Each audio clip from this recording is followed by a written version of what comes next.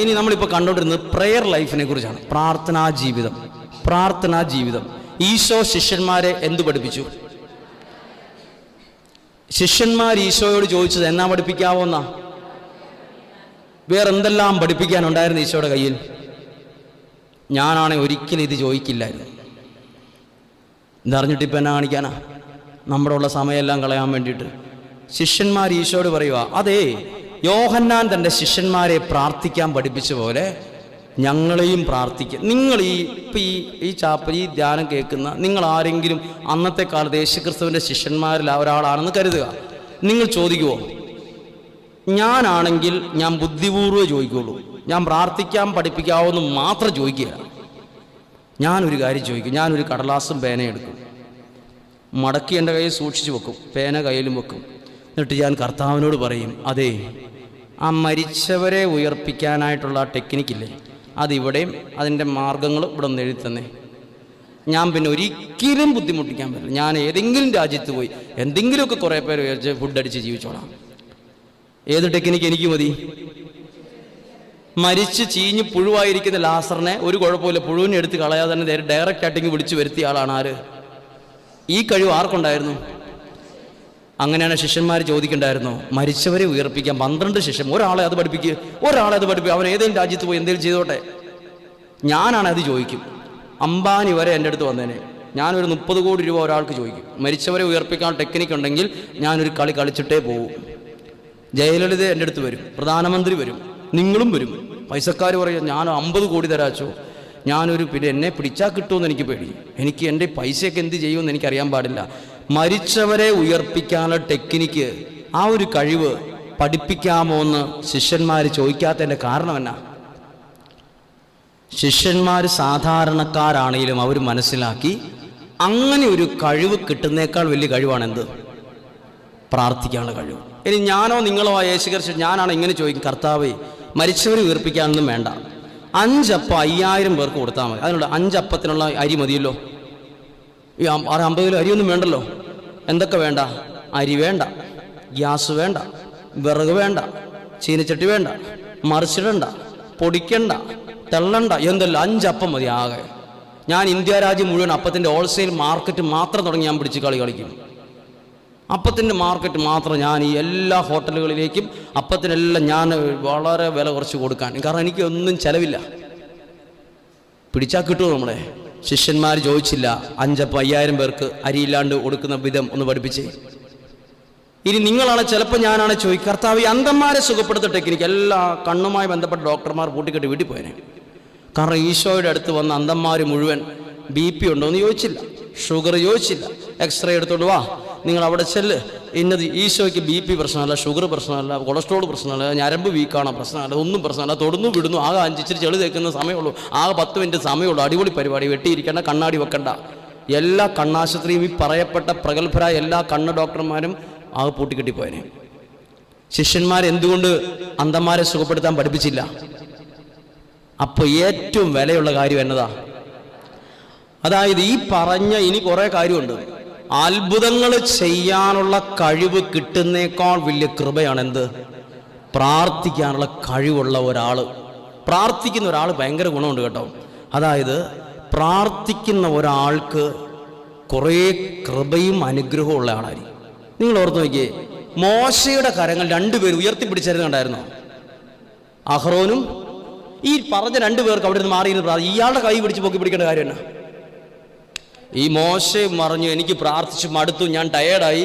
അപ്പോൾ അഹ്റോനും ഹൂറും പറഞ്ഞു, ഒരു കല്ലേ പിടിച്ചിരുത്തി കൈ പൊക്കി പിടിച്ച് കുറേ നേരം നിന്നു, വൈകുന്നേരം വരെ. ഞാൻ ചോദിക്കട്ടെ, പുള്ളിക്ക് മടുത്തെങ്കിൽ പുള്ളി അവിടെ ഇരിക്കട്ടെ. അഹ്റോനും ഹൂറും ഇത്രയും മടുത്തിട്ടില്ലല്ലോ, അയാൾക്ക് അപ്പുറം 2 പേർക്കും അപ്പുറത്തിരുന്ന് പ്രാർത്ഥിച്ചുകൂടായിരുന്നോ? അവർക്ക് മനസ്സിലായ ഒരു കാര്യമുണ്ട് ഇതിനകത്ത്. അതായത് ചില ആളുകളുടെ പ്രാർത്ഥനയ്ക്ക് ഭയങ്കര വിലയാണ്. അത് നിങ്ങൾക്കറിയാം. നിങ്ങൾ എല്ലാവരോടും പ്രാർത്ഥന ചോദിക്കില്ലല്ലോ. അതിൽ ഇവിടെ പ്രാർത്ഥിക്കാൻ എല്ലാവരും ചോദിക്കില്ല. നിങ്ങൾ സെലക്ട് ചെയ്ത ചില ആളുടെ പ്രാർത്ഥന ചോദിക്കുന്നുള്ളൂ. അപ്പം നിങ്ങളുടെ മനസ്സിലൊരു ഉത്തരവുണ്ട്, എല്ലാവരുടെയും പ്രാർത്ഥന പോലെയല്ല, ചില ആളുകളുടെ പ്രാർത്ഥനയ്ക്ക് വിജയം കൊണ്ടുവരാനുള്ള കഴിവുണ്ട്. ചില ആളുകൾ പ്രാർത്ഥിച്ചാൽ അവിടെ ഏത് വ്യക്തിയും തോറ്റുപോകുന്ന അത്ഭുത ശക്തി അവിടെ വെളിപ്പെടും. എല്ലാവരും പ്രാർത്ഥിക്കുമ്പോൾ നടക്കുന്നില്ലല്ലോ. ഏത് വ്യക്തികൾ പ്രാർത്ഥിക്കുമ്പോഴാണ് വിലയുള്ളത്? ശ്രദ്ധിച്ചോ, മോശ എന്ത് വിലയാണ് കൊടുത്തത്? മോശ ആടുകളെ മേയിച്ചു പോകുമ്പോൾ തീ കത്തുന്നത് കണ്ടു, മുൾപ്പടർപ്പ്. അപ്പൊ അടുത്തേക്ക് ചെന്നപ്പോൾ ദൈവം പറഞ്ഞ വാക്കെന്താ? കാലയിൽ ഒരു ചെരുപ്പ്. ആരുടെ കാലയിൽ? മോശയുടെ കാലയിൽ. ദൈവം പറഞ്ഞ വാക്കെന്താ? മോശ തിരിച്ചു ചോദിച്ചോ, കർത്താവ് ദൈവമേ, കാലയിൽ ഒരു ചെരുപ്പ് കിടക്കുന്നത് ഇത്ര വലിയ തെറ്റാണോ? കാലയിലല്ലേ അത് കിടക്കുന്നേ? മുള്ളു കൊള്ളാൻ ഇട്ടതല്ലേ? ചെരുപ്പാണോ ഇപ്പൊ പ്രശ്നം? ഒരു ചെരുപ്പാണോ ഇപ്പൊ നമ്മൾ ചോദിക്കില്ല ചില കാര്യങ്ങൾ, ചെരുപ്പാണോ പ്രശ്നം? ഇതാണോ പ്രശ്നം? അതാണ് പ്രശ്നം. മോശ അത് അഴിച്ചു. ആ അഴിച്ച കൈയാണ് ഈ രണ്ടുപേരും ഉയർത്തിപ്പിടിച്ചത്. ദൈവസന്നിധി ചില കമ്മിറ്റ്മെന്റ് എടുക്കുന്ന ആൾക്കാരില്ലേ, ചില സമർപ്പണം എടുക്കുന്നതിന് വില കൊടുക്കുന്ന ആൾക്കാരില്ലേ, അവര് പ്രാർത്ഥിച്ചാൽ അച്ചട്ട. അതാ ഈ മോശ മടുത്തെന്ന് പറഞ്ഞപ്പം അവര് മോശയുടെ കൈ എടുത്ത് ഉയർത്തിപ്പിടിച്ചത്. ഹല്ലേലൂയ. ചില ആളുകൾ, നമ്മൾ ദൈവസന്നിധിയിൽ വില കൊടുത്ത ഒരാളാണോ ഞാൻ? എൻ്റെ പ്രാർത്ഥന ദൈവമേ എന്ന് വിളിച്ചാൽ അത് അന്നേരം ദൈവസന്നിധിയിൽ എത്തിയിരിക്കും. ദൈവമേ എന്താ എനിക്ക് അങ്ങനെ സങ്കടം തന്നത്? ദൈവം അവിടെ ഇടപെട്ടിരിക്കും. ചില ആളുകളുടെ ദൈവസന്നിധിയിൽ വില കൊടുക്കുന്നവരുടെ പ്രാർത്ഥനയ്ക്ക് വിലയുണ്ട്.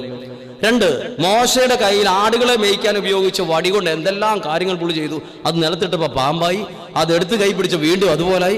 ആ വെള്ളം കൊണ്ട് വെള്ളത്തിലടിച്ചപ്പോൾ അത് രണ്ടായിട്ട് മാറുന്നു. ഒരു പാറയിലടിക്കുമ്പം വെള്ളം വരുന്നു. ഇവിടെ 1500 അടി കുഴക്കടലടിച്ചിട്ട് വെള്ളം കിട്ടുന്നില്ല. അപ്പോഴാണ് ഒരു പാറ ടക്കിനടിച്ചപ്പം വെള്ളം വരുന്നത്. ഭയങ്കര പരിപാടി. ഏത്? മോശയുടെ എല്ലാവരുടെയും കയ്യിൽ ഈ വടി കിട്ടിയിട്ട് ചുമ്മാ അങ്ങോട്ടും ഇങ്ങോട്ടും കൊട്ടി വടി ഒടിച്ചു കൈ മരച്ചു പോകുന്നല്ലാണ്ട് ഒരു ഗുണമുണ്ട്. പക്ഷെ മോശയുടെ അത് ഇരിക്കേണ്ടവരുടെ കയ്യിലിരുന്നാൽ, ദൈവസന്നിധിയിൽ വില കൊടുക്കുന്ന ഒരാളുടെ കയ്യിൽ ഒരു കമ്പ് മതി. അവനുള്ളത് ആ ഒരു ഉണക്കക്കമ്പ് മതി. അവനോട് അവൻ ലോകത്തിൽ അത്രേ ഉയർത്തും ദൈവം. ഇച്ചിരി മതി. പറഞ്ഞേ ഹല്ലേലൂയ. അവർക്ക് പറഞ്ഞേ ഹല്ലേലൂയ. ഇനി മോശയാണ് ഈ ജനത്തെ മുഴുവൻ അക്കരെ കൊണ്ടുപോയത്, വാഗ്ദത്ത ദേശത്തേക്ക് കൊണ്ടുപോയത് മോശയാ. നിങ്ങളൊരു അപ്പനും അമ്മയാ. നിങ്ങൾ ദൈവസന്നിധിയിൽ വില കൊടുക്കുന്നവരാണെങ്കിലേ നിങ്ങളുടെ മക്കളെ ദൈവത്തിന്റെ അനുഗ്രഹത്തിലേക്ക് എത്തിക്കാൻ നിങ്ങളെ കൊണ്ടാവുള്ളൂ. അല്ലെ നിങ്ങൾ എത്ര ശ്രമിച്ചാലും അവർ നിങ്ങളുടെ വറുതി നിൽക്കത്തില്ല. മോശയാണ് ദൈവത്തിന് മുമ്പ് വില കൊടുത്ത മോശയാണ് ഇത്രയും ജനങ്ങളെ അക്കരെ എത്തിച്ചത്. ദൈവസന്നിധിയിൽ വില കൊടുത്തവർക്ക് വാഗ്ദത്ത ദേശത്തേക്കും അനുഗ്രഹത്തിലേക്ക് കൊണ്ടുവരാനുള്ള കഴിവുള്ളൂ. പറഞ്ഞേ ഹല്ലേലൂയ. അവർക്ക് പറഞ്ഞേ ഹല്ലേലൂയ. ഇതാണ് പ്രാർത്ഥനയുടെ വില. പ്രാർത്ഥനയുടെ വില. പക്ഷെ നമുക്കൊരിക്കലും പ്രാർത്ഥനയെക്കുറിച്ച് പറയാൻ ഭയങ്കര എളുപ്പമാണ്. പക്ഷെ ഈ പറയുന്ന എനിക്കും, ഞാൻ ചില ദിവസങ്ങൾ തീരുമാനിക്കും ഇന്നൊരു 10 നന്മ നിറഞ്ഞ പറയുമ്പോൾ സ്പെഷ്യലായിട്ട് ചെല്ലണം. 3 എണ്ണം ചെല്ലിയത് ഓർമ്മയുള്ളൂ. പിന്നെ 2 ദിവസം കഴിഞ്ഞ് ദൈവമേ 10 എണ്ണം ചെല്ലുമെന്ന് ഓർമ്മ ഒന്ന് ശരിയാ. എത്ര ദിവസം കഴിഞ്ഞ് ഓർമ്മ വരുള്ളൂ? 3 ദിവസം കഴിഞ്ഞ് ഓർമ്മ വരുള്ളൂ. ചിലപ്പം അയ്യോ 2 ദിവസം ഇങ്ങനെ ഒരു കാര്യം ചിന്തിച്ചായിരുന്നല്ലോ. എത്ര ഞാനൊരു വീട്ടിൽ ചെല്ലുമ്പോൾ കോഴി ഫാം നടത്തുന്ന ഒരാൾ ബക്കറ്റിനകത്ത് വെള്ളം വെച്ചാൽ പ്രാർത്ഥിക്കുന്ന അമ്മ പറഞ്ഞു. എങ്ങനെയാണ് പ്രാർത്ഥിക്കുന്നത്? പ്രാർത്ഥിക്കാനുള്ള ആഗ്രഹം കൊണ്ടേ അവൻ ബക്കറ്റിനകത്ത്, ഈ പിള്ളേർ പഠിക്കാതിരിക്കുമല്ലോ, കാല് വെള്ളത്തിൽ വെച്ച്, എന്നിട്ട് ഇവൻ്റെ അമ്മ നിലത്തും ഇവൻ കസേരയിൽ ഇരുന്നിട്ട് കാല് വെള്ളത്തിൽ വെച്ചിട്ടാണ് പ്രാർത്ഥിക്കുന്നത്. എന്നിട്ട് ഇവൻ്റെ അമ്മ പറയുക ഇവൻ കാലും വെള്ളത്തിൽ ഇട്ടുകൊണ്ടിരുന്നിട്ട് തൂങ്ങുന്നു. കാല് അപ്പോൾ ഒരു ഇടി കൊടുക്കും, എഴുന്നേക്കാടത്. അവൻ പറയണേ എങ്ങനെ ശ്രമിച്ചിട്ടും എനിക്ക് പ്രാർത്ഥിക്കാൻ പറ്റുന്നില്ല. ഹല്ലേലൂയ. അപ്പൊ നോക്കൂ, ഈ പ്രാർത്ഥിക്കാനുള്ളത് ഒരു കൃപയാണ്. അതുകൊണ്ട് പ്രിയപ്പെട്ടവരെ, നമ്മൾ ചില സമയങ്ങളിൽ എനിക്കിന്ന് മനസ്സിൽ തോന്നുന്നൊരു കാര്യം പറയാം. ഇന്ന് നമ്മൾ ഇത്രയും പേര് പ്രാർത്ഥിക്കുമ്പോൾ ഓരോരുത്തർക്കും പറയാൻ ഒരു സാക്ഷ്യം കിട്ടത്തക്ക വിധം ഒരു അനുഗ്രഹം ദൈവം തരും. പറഞ്ഞേ ഹല്ലേലൂയ. ഹല്ലേലൂയ. അതുകൊണ്ട് നിങ്ങൾ ശരിക്കും മനസ്സറിഞ്ഞെന്ന് പ്രാർത്ഥിക്കണം. നിങ്ങളുടെ പ്രാർത്ഥനയെ സ്വർഗത്തിലെ ദൈവം, എല്ലാവരും ചിലപ്പോൾ ഉറങ്ങുമായിരിക്കും, കുറേ പേര് ടി വിയുടെ മുമ്പിലായിരിക്കും. ഇപ്പം ചിലർ ഫോണിൽ, നമ്മളതെല്ലാം മാറ്റി വെച്ചിട്ട് ഇതൊരു വില കൊടുത്തതായിട്ട് ലോകത്തിൽ ആരും ഇത് അംഗീകരിക്കില്ല, ഇത് വിലയായിട്ട്. പക്ഷെ ഇത് സ്വർഗത്തിലെ ദൈവം ഒരു വിലയായിട്ട് ഇത് കാണുന്നുണ്ട്. ഈ കുഞ്ഞു ത്യാഗത്തെ, ഈ ചെറിയ ത്യാഗത്തെ ദൈവം വിലയായിട്ട് കാണുന്നുണ്ട്. ഒരു വലിയൊരു അനുഗ്രഹം നിങ്ങളെ ഇന്ന് തൊടാനിടയാകും. അതുകൊണ്ട് നമ്മൾ നന്നായിട്ട്, ഞാൻ ഇന്ന് 1-2 സാക്ഷ്യങ്ങളിലൂടെ നിങ്ങൾ ഒരു 2 പേരുടെ സാക്ഷ്യം ഞാൻ കേൾക്കാം. നിങ്ങൾക്കത് അനുഗ്രഹമാവും. ഒരപ്പം പ്രാർത്ഥിച്ചിട്ടും മകളുടെ ജീവിതത്തിൽ വന്ന അനുഗ്രഹം, അവരെ ദൈവം വളർത്തിയ വഴികൾ. എൻ്റെ കൂടെയുള്ള 2 പേരാണ്. അവിടെ സാക്ഷ്യം ഞാൻ നിങ്ങളുടെ ശ്രദ്ധയിൽ കൊണ്ടുവരാം. ഒറ്റ കാര്യം കൂടെ പറഞ്ഞിട്ട്, എല്ലാ പ്രാർത്ഥനയും ദൈവം കേൾക്കുകയല്ല, എല്ലാ പ്രാർത്ഥനയും പ്രാർത്ഥനയല്ല. എങ്ങനെ മനസ്സിലാവും? ഏത് പ്രാർത്ഥന ദൈവം കേൾക്കും? ഏത് പ്രാർത്ഥന ദൈവം കേൾക്കുള്ളൂ? ദൈവഹിതപ്രകാരമായ പ്രാർത്ഥനയെ ദൈവം കേൾക്കുള്ളൂ. എങ്ങനെ ദൈവഹിതം അറിയാൻ പറ്റും? എങ്ങനെ അറിയാം? ഒരു ക്രിസ്ത്യാനിയായൊരു പെൺകുട്ടി ഒരു ധ്യാനത്തിന് വന്ന് ധ്യാനം തീരുന്ന 5 ദിവസവും പ്രാർത്ഥിച്ചു. എന്ത്? ഞാൻ സ്നേഹിക്കുന്ന അക്രൈസ്തവനായ ആ ചെറുക്കനെ തന്നെ കല്യാണം കഴിക്കാൻ ഇടവരുത്തണമേ. ആമേൻ. പ്രാർത്ഥനയല്ലേ? ആമേൻ ഉണ്ടല്ലോ. അപേക്ഷയുണ്ടല്ലോ. 5 ദിവസം ധ്യാനത്തിലിരുന്നാണല്ലോ പ്രാർത്ഥിച്ചത്. ഇത് പ്രാർത്ഥനയാണോ അല്ലയോ? എന്തുകൊണ്ട് പ്രാർത്ഥനയല്ല? ശ്രദ്ധിച്ച്, എല്ലാം പ്രാർത്ഥനയല്ല, എല്ലാം സ്വർഗത്തിൽ നിന്ന് മറുപടി കിട്ടുന്ന പ്രാർത്ഥനയല്ല. ദൈവഹിതപ്രകാരമായ പ്രാർത്ഥനയ്ക്കേ മറുപടി ഉള്ളൂ. എങ്ങനെ അറിയാൻ പറ്റും? അപ്പോൾ ഈ പെൺകുട്ടിയോട് ചോദിക്കുന്നു, നിന്റെ ആങ്ങൾ ഇതിന് തയ്യാറാണോ? അല്ല. അപ്പനും അമ്മയും അവരും ഒട്ടുമല്ല. അപ്പൊ നിന്റെ വീട്ടിലെ ബാക്കിയുള്ളവർ മുഴുവൻ ഇതിന് കർശനമായി എതിര് നിൽക്കുക, ഇവൾ മാത്രം പ്രാർത്ഥിക്കുക.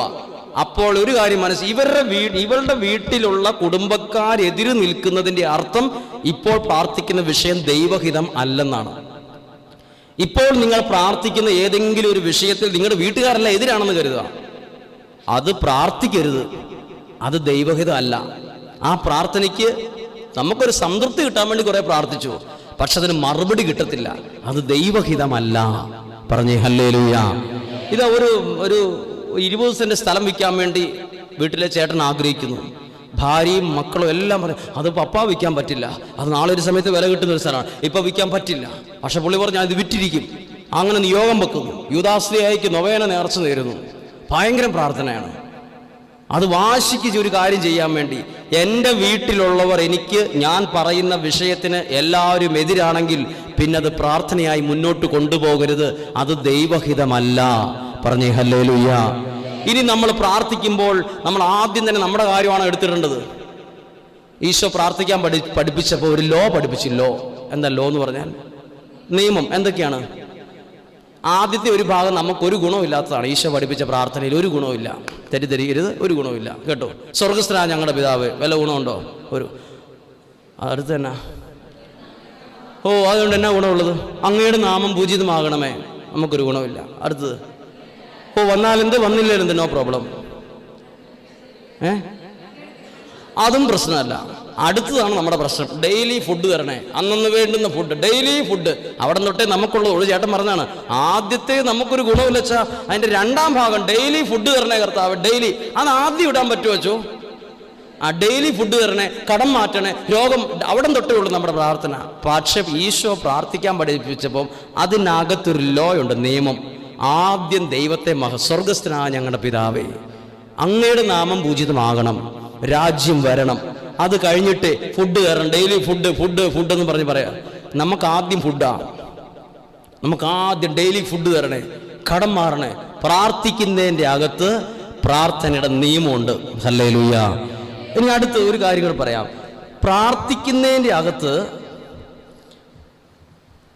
വിശുദ്ധ ലൂക്കായുടെ സുവിശേഷം 11-ാം അധ്യായത്തിലാണ് ഈശോ പ്രാർത്ഥിക്കാൻ പഠിപ്പിച്ചത്. ആണോ? അതിൻ്റെ 2ാമത്തെ ഭാഗത്ത് എഴുതിയിരിക്കുകയാണ്. എൻ്റെ ബൈബിള് ഇതാണ് ഈശോ പഠിപ്പിച്ച പ്രാർത്ഥന. ഇതിന് താഴെ എഴുതിയിരിക്കുന്ന എന്നാ? പ്രാർത്ഥനയുടെ ശക്തി. അപ്പൊ ഇതിനകത്ത് ശക്തിയില്ലേ?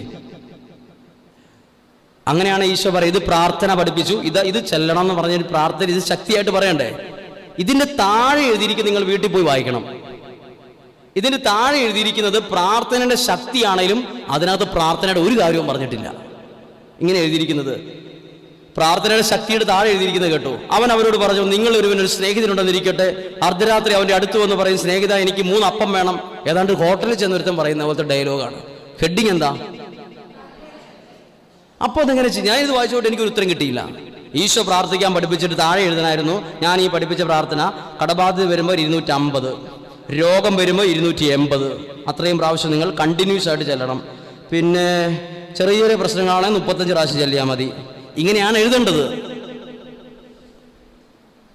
അങ്ങനെയല്ല എഴുതേണ്ടത്. ഇത് ഒരു 50 പ്രാവശ്യം, 20 പ്രാവശ്യം. ഇതിന് താഴെ എഴുതിയിരിക്കുവാണ്, ശ്രദ്ധിച്ചു. ഇങ്ങനെ എഴുതിയിരിക്കുന്നത്, അവൻ അവരോട് പറഞ്ഞു, നിങ്ങളിൽ ഒരുവന് ഒരു സ്നേഹിതനുണ്ടെന്നിരിക്കട്ടെ. അപ്പൊ ഏതിനോടാ ഡയലോഗ് വെച്ചേ? സ്നേഹിതൻ. പ്രാർത്ഥനയുമായി ദൈവത്തോടുള്ള ബന്ധത്തിൽ പ്രാർത്ഥനയ്ക്ക് ഉത്തരം കിട്ടണം. ഈ ബന്ധം വരണം. ഏത്?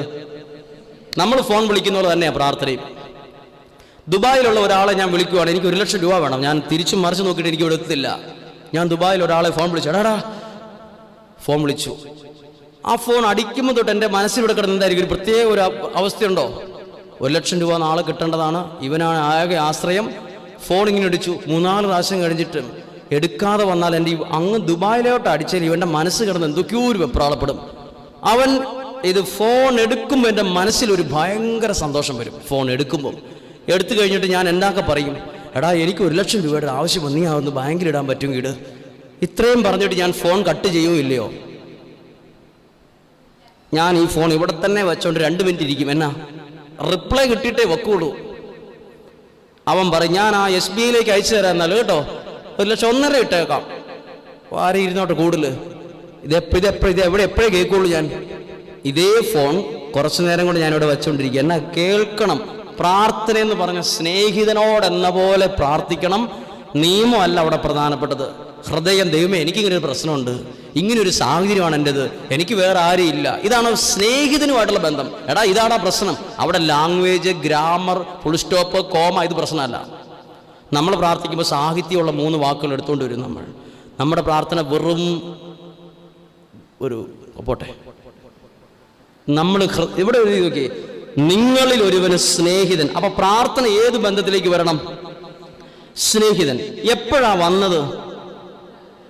അപ്പൊ അർദ്ധരാത്രി എന്ന് പറഞ്ഞാൽ ഇനി ഒരു അരമണിക്കൂർ കഴിഞ്ഞാൽ അർദ്ധരാത്രി ആവും.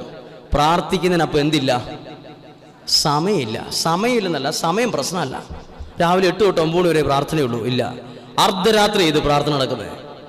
പ്രാർത്ഥനയ്ക്ക് മാത്രം ഇന്ന സമയം ഇല്ല, എപ്പോഴും പ്രാർത്ഥിക്കാം. ഹല്ലേലൂയ. അർദ്ധരാത്രി എന്നാ വന്ന് ചോദിച്ചു. അവന്റെ അടുത്ത് വന്ന് അവൻ പറഞ്ഞു, സ്നേഹിത എനിക്ക് 3 അപ്പം നിങ്ങളുടെ വീട്ടിൽ ഈ പ്രദേശത്ത് ഈ പാലായിൽ ഏതെങ്കിലും വ്യക്തികൾ രാത്രി 12 മണിക്ക് നിങ്ങളുടെ വീട്ടിൽ വന്ന് എടാ ഒരു 3 അപ്പം എടുത്തേ പറഞ്ഞിട്ടുണ്ടോ ഇല്ലയോ? നിങ്ങൾ ഈ കണ്ട പ്രായം വരെ നിങ്ങളുടെ വാതിലെ വന്ന് 3 അപ്പം എടുത്തടാ ചോദിച്ചിട്ടുണ്ടോ? 3000 രൂപ ചോദിച്ചിട്ടുണ്ട്. പക്ഷെ 3 അപ്പം ഇന്ന് വരെയും ചോദിച്ചിട്ടില്ല. പാതിരാത്രിയിൽ ആരും വാതിലെ വന്ന് അപ്പം ഉണ്ടോ എന്ന് ചോദിക്കുകയില്ല. അപ്പം കിട്ടും അടി. ഉറക്കം കളഞ്ഞ് ഓരോരുത്തൻ വേഷം കെട്ടാൻ വേണ്ടി അപ്പം ചോദിച്ചു. ഇതെന്താ അപ്പം? ഇതെന്താ സൂചിപ്പിക്കുന്നത്?